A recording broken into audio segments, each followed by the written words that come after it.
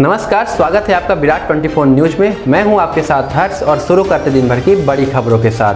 प्रदेश के पूर्व पंचायत ग्रामीण विकास मंत्री और सिहावल विधायक कमलेश्वर पटेल ने राजनिवास में पत्रकार वार्ता का आयोजन किया। संभाग स्तरीय आयोजित पत्रकार वार्ता को संबोधित करते हुए श्री पटेल ने आरोप लगाया कि शिवराज सरकार सदन से भागती है।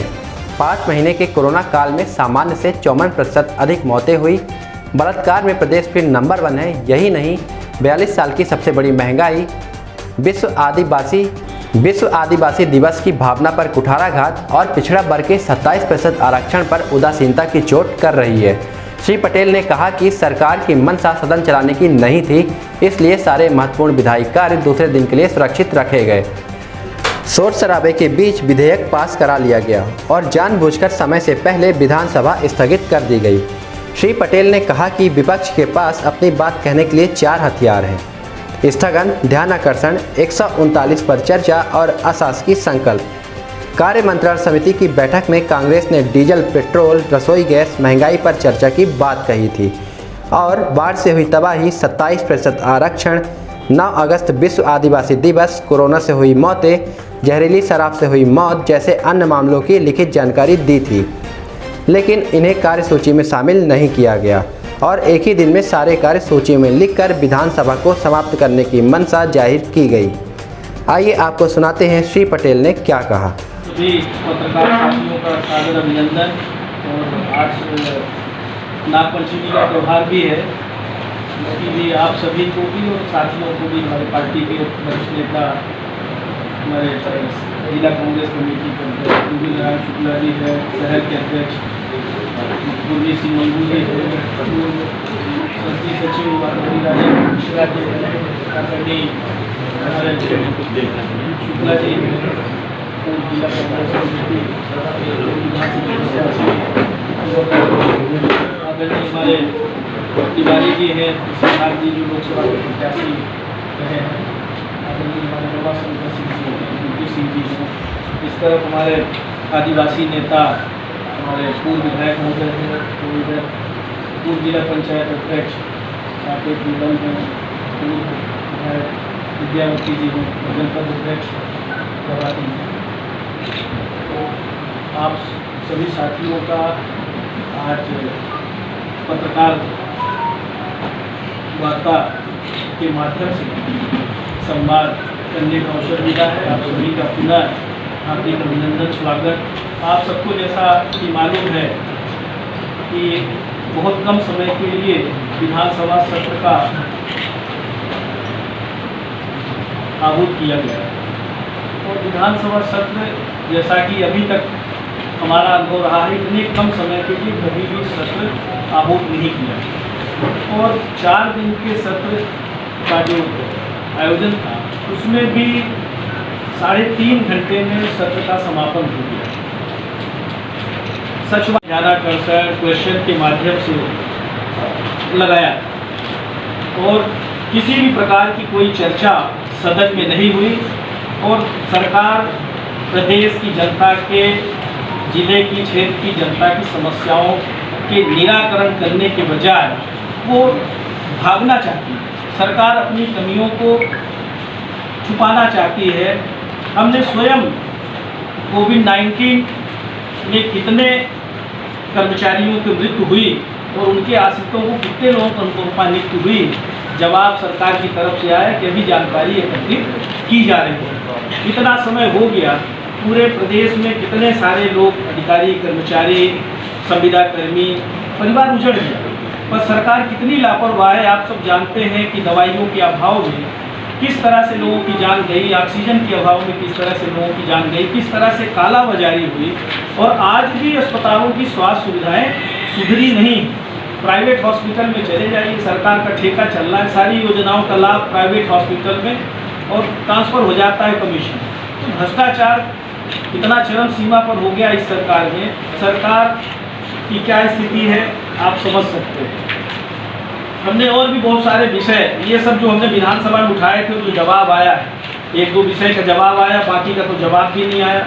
वो सारे विषय इसमें हमने स्थगन प्रस्ताव दिया था, ओबीसी आरक्षण पे भी दिया था, हमने ध्यानाकर्षण बिजली की समस्या पे भी लगाया। हमने ध्यानाकर्षण कोविड महामारी से जिन लोगों की मृत्यु हुई और मृत्यु के उपरांत जिस तरह से सरकार आंकड़ा छुपाने का काम कर रही है, उनको मृत्यु प्रमाण पत्र नहीं दे रही है, परिवार भटक रहा है। एक तरफ घोषणा तो कर दी है कि मामा के रहते कोई भांजा, कोई लाडला लाडली, ऐसे ही कुछ बोलते हैं ना, कोई किसी भी प्रकार का परेशान नहीं होगा, हम सबको जो है ना इतनी व्यवस्था कर देंगे, उनकी इतनी अच्छी से देख रेख करेंगे, उनके खाते में पैसे डाल देंगे। पर एक भी विषय में हमारा आरोप है शिवराज सिंह चौहान से, हमारा क्वेश्चन भी है भाजपा सरकार के नेताओं से कि आप बताइए, आप जानकारी दीजिए कि आपने कितने लोगों की अनुकंपा नियुक्ति की, कितने लोग जो कोविड से डेथ किए हैं, जिनका ट्रीटमेंट कोविड के तहत हुआ है, उनको मृत्यु प्रमाण पत्र क्यों नहीं जारी किया, कितने लोगों को आपने राहत राशि दी, किसी को नहीं दिया है। आज ये स्थिति है कि लोग भटक रहे हैं, परेशान हो रहे हैं, उनका जीवन स्तर, उनका खाने पीने के लाले पड़ रहे हैं, पर सरकार भाषणों में सीमित। आज सरकार तो बना ली इन्होंने षड्यंत्रपूर्वक जनादेश चोरी करके, पर ऐसी सरकार किस काम की? विधायक खरीदने के लिए तो पैसा है, पर आज किसान परेशान है, किसान को खाद नहीं मिल रहा है, बीज नहीं मिल रहा, बीज तो मिला नहीं समय पे, अब खाद भी नहीं मिल रहा है, रैक नहीं उतर रही खाद, चाहे डीएपी हो चाहे यूरिया हो, खाद नहीं मिल रही, किसान परेशान है। आज बिजली की क्या समस्या है, किस तरह से वसूली अभियान चल रहा है। अभी आज ही पेपर पढ़ रहे थे, चीफ इंजीनियर समीक्षा बैठक कर रहे थे, अधीक्षण यंत्री लोगों को बुलाया तो बोले हमें तो 54 करोड़ रुपए की वसूली चाहिए इस महीने में। कहाँ से देगा किसान? घर से 3 महीने निकल नहीं पाया, खेती किसानी बराबर हुई नहीं, और किसानों की वसूली अभियान चल रही है। ट्रांसफार्मर जले, बदलने का नाम नहीं है, केबल जली है, बदलने का नाम नहीं है, बिजली का बिल बढ़े हुए आने लगे। हमारी सरकार थी, हमने 1 रुपये 1 यूनिट बिजली का बिल किया था, किसानों का 10 हार्स पावर तक का बिजली का बिल आधा करने का काम किया था, टेम्परेरी कनेक्शन भी आधा करने का काम किया था, पर इस सरकार को कोई चिंता नहीं। आज महंगाई चरम सीमा पर है। आज क्या स्थिति है? आप डीजल 111 रुपये लीटर, पेट्रोल 101 रुपये लीटर, और गैस सिलेंडर 800, पेट्रोल 111 और डीजल 112 हो गया, और डीजल 100 से 101 के आसपास हो गया है। और आपका गैस सिलेंडर 850 रुपये। कांग्रेस सरकार में 400 रुपये में जब मिलता था तो बोलते थे कि बहुत महंगा हो गया, खूब नाचते थे सिलेंडर लेके। अब कहाँ चले गए ये? अब तो लोग कहने लगे कि 1001 रुपये बहुत जल्दी होने वाला है, तब फिर बराबर हो जाएगा तीनों, डीजल, पेट्रोल, गैस सिलेंडर। आज आपका जो खाने का तेल है, सरसों का हो जो भी है, 140 रुपये में मिलता। हमारे पास रेट लिस्ट भी है, आप लोगों के पास भी होगा। आप सरसों का तेल यूपीए सरकार में 65 रुपये में था, अब 210 रुपये प्रति लीटर। चीनी 25 रुपये किलो था, अब 42 रुपये। सीमेंट 155 रुपये था, अब 410 रुपये। स्टील की कीमत 3600, अब 6500। रेत पेट्रोली 1500, अब इस सरकार में 6000 रुपये। मोटरसाइकिल 50,000 में जो आती थी, अब 90,000 में आती है। मेडिक्लेम बीमा जो 1049 रुपये प्रति 1 लाख था, अब हो गया 4100 रुपये। डिश रिचार्ज 110 रुपये जो था, अब 450। गैस सिलेंडर 350 था, अब 880। गैस सब्सिडी 250 थी, अब 0 हो गई, अब ना गैस सब्सिडी नहीं मिल रही। सिर्फ डीजल पेट्रोल ही महंगा नहीं हुआ, बल्कि पूरे देश में सबसे महंगी बिजली उत्तर प्रदेश में मिल रही है। मध्य प्रदेश भी जो हम लोगों ने व्यवस्था बनाई थी उससे उलट हो गया। आज लोग परेशान हैं। यातायात नियमों के उल्लंघन को पहले 100 रुपये जो लगता था, आजकल 10,000 रुपये। मतलब जनता से ही सब वसूलेगी ये सरकार। और ये वसूलने के बाद कहाँ लगा रहे हैं? बहुत बड़े बड़े इवेंट करने में। भाजपा के जो बड़े बड़े प्रोग्राम्स हो रहे हैं, बहुत बड़े जो प्रोग्राम्स हो रहे हैं, जो बहुत बड़े बड़े प्रोग्राम्स हो रहे हैं, भाजपा के इवेंट्स हो रहे हैं। खाद्यान्न वितरण, जो खाद्यान्न राष्ट्रीय खाद्य सुरक्षा अधिनियम के तहत कांग्रेस पार्टी ने कानून बनाया, जो खाद्यान्न देने की व्यवस्था बनाई कि SC ST से लेके 22 प्रकार के लोगों को शामिल किया, और ये कानून बन गया। अब उसी को प्रधानमंत्री खाद्यान्न योजना कर रहे हैं। और खाद्यान्न बांटने के लिए क्या, खाद्यान्न की सीमा नहीं बढ़ी, झोला, फोटो वाला झोले में। अरे लोग तो मजाक उड़ा रहे, गरीबों का मजाक उड़ा रहे भाजपा के नेता। और भाजपा के नेता बूथ में जाके हर जगह सेल्समैन के साथ उनकी फोटो खींच रही है। अब झोला लेने वाला कोई नहीं है, पर भाजपा के नेता इस तरह का काम कर रहे हैं, सरकार में इस तरह के काम हो रहे हैं। हमारा ग्वालियर और आपका ये थोड़ा बुंदेलखंड रीजन भी जो है ना काफ़ी प्रभावित हुआ, पूरा बर्बाद हो गए लोग। कम से कम 10,000 करोड़ रुपए की आवश्यकता है, अभी तक सरकार की तरफ से कोई भी व्यवस्था नहीं की गई है। और 8-10 साल के दरमियान जो पुल पुलिया सड़क बनी थी वो सब बह गए। इससे अंदाज़ा लगा लीजिए कि किस तरह का भ्रष्टाचार हुआ है, किस तरह का भ्रष्टाचार हुआ है। लोगों को खाने के लिए लाने पड़े हैं सरकार की तरफ से, जबकि पूरी पैकेट्स वगैरह जब तक उनके आवागमन की सुविधा नहीं व्यवस्था हो रही है तब तक सब करना चाहिए। पर कांग्रेस पार्टी के कार्यकर्ता नेताओं ने तो किया, और भाजपा सरकार की तरफ से कोई व्यवस्थाएं नहीं की गई। और सदन में इस बात की चर्चा के लिए स्थगन प्रस्ताव लगा था, 139 के अधीन चर्चा के लिए लगा था, ध्यानाकर्षण लगा था, पर सरकार चर्चा नहीं कराना चाहती, सरकार चर्चा से भगना चाहती है। 27% ओबीसी को आरक्षण हमारी सरकार पहले जब दिग्विजय सिंह जी थे उस समय भी लागू किया था, और यही भारतीय जनता पार्टी की सरकार की लापरवाही की वजह से कोर्ट में अच्छे से पैरवी नहीं की गई। और इन्हीं के लोग, मेरा आरोप है, इन्हीं के लोग कोर्ट में लगा देते हैं, पिटीशन फाइल कर देते हैं और रोकने की कोशिश करते हैं। और दोबारा भी इन्हीं के लोगों ने, जब तक हमारी सरकार थी, ये जरूर है कि कोर्ट में लोग गए थे पर रोक नहीं लगी थी। इनके एडिशनल एडवोकेट जनरल ने, हमारे पास ये सरकार का जो बयान गया है ये कॉपी, इनके एडिशनल एडवोकेट जनरल ने सरकार के बयान दिया है कि 13% जो बढ़ा हुआ ओबीसी का आरक्षण है उस पर रोक लगाई जाए जब तक न्यायालय में प्रकरण चल रहा है। तो सरकार का बयान है, और जिसकी वजह से छात्रों का भविष्य, नौजवानों का भविष्य खतरे में पड़ गया। आज ऐसी व्यवस्था बनाती है, SC, ST, OBC के बच्चे जो एग्जाम दे रहे हैं उनको 14%, 16%, 20% के दायरे में फिक्स कर दिया गया है। SC, ST, OBC के बच्चों को, पहले जो बच्चे टॉपर होते थे अपग्रेड हो जाते थे जनरल कैटेगरी में, उस पर रोक लगा दी।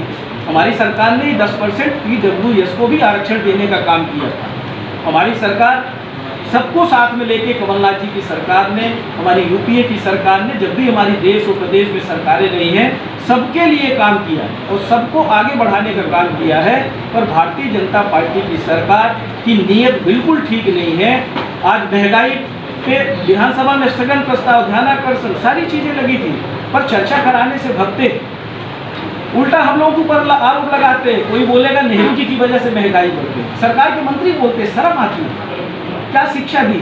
अरे जिनने देश को आज़ादी दिलाई, जिनने देश को आगे ले जाने का काम किया, हमारे देश में क्या था और किस तरह से सुई बनाने से लेके आज हमारे पास कल कारखाने से लेके सड़क से लेके औद्योगिक संस्थान, जिधर भी आप नजर दौड़ाइए, राजीव गांधी विद्युतीकरण योजना के तहत ही टोले मजरे में विद्युतीकरण का काम हुआ और कुछ नहीं था हमारे यहाँ। और आज ये बोलते हैं कि महंगाई कांग्रेस की वजह से बढ़ी, कुछ भी होता है तो कांग्रेस देखा।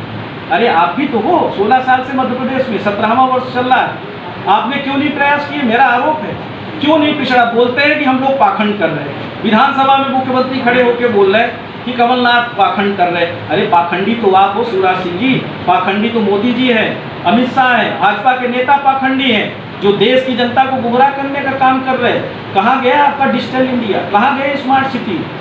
कहाँ गए आपके अच्छे दिन? कहाँ गया काला धन जो लाके देने वाले थे? अब तो आप लोगों के घर में डाका डालने का काम कर रहे हैं। टैक्सेस कितने लगा दिए आपने? GST, नोटबंदी से कितना नुकसान हुआ? आपने कोरोना में भी कालाबाजारी की, लोगों को उचित स्वास्थ्य सुविधाएं नहीं दे पाए।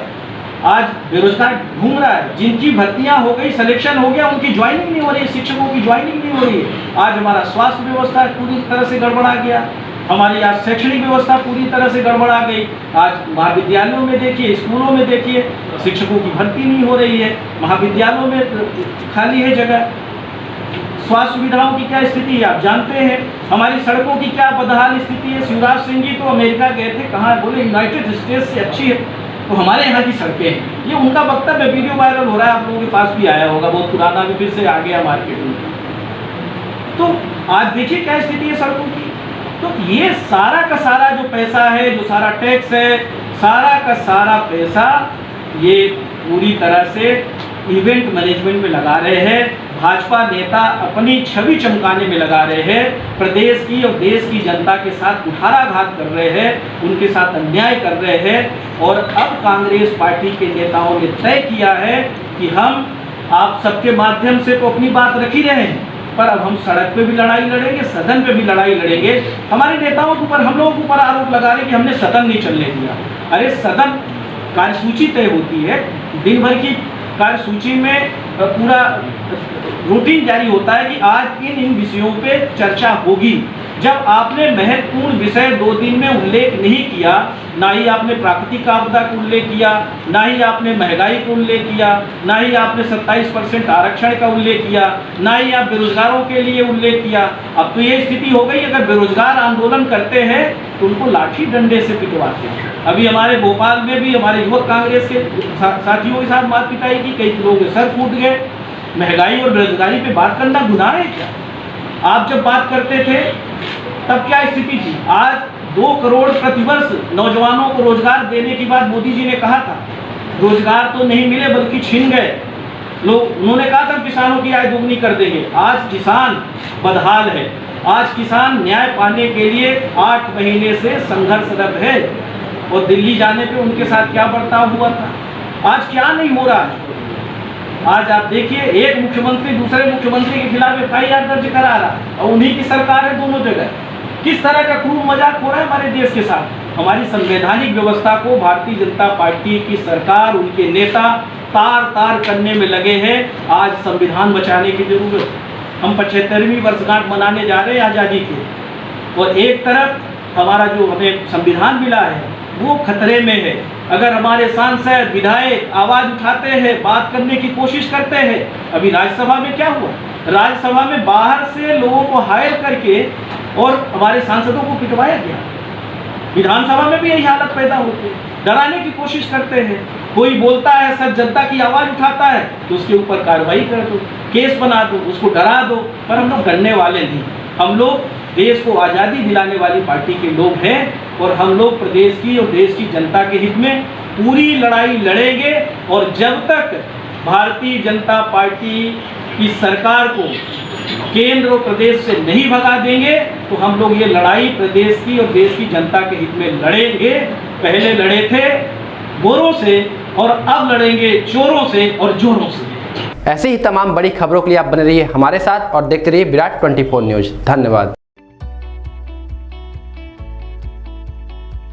खुल गया खुल गया खुल गया, आपके शहर में सर्व सुविधा युक्त स्काई रेस्टोरेंट खुल गया। वेज नॉन वेज भोजन का लुत्फ उठाने के लिए अवश्य पधारें। हमारे यहाँ स्काई स्पेशल थाली के साथ जन्मदिन, तिलक, एंगेजमेंट, रिसेप्शन के लिए हॉल उपलब्ध है। ऑनलाइन ऑर्डर के लिए संपर्क करें 9039033661 पर। पता याद रखें, स्काई रेस्टोरेंट, विश्वविद्यालय road, lotus tower, Khutehi, Rewa.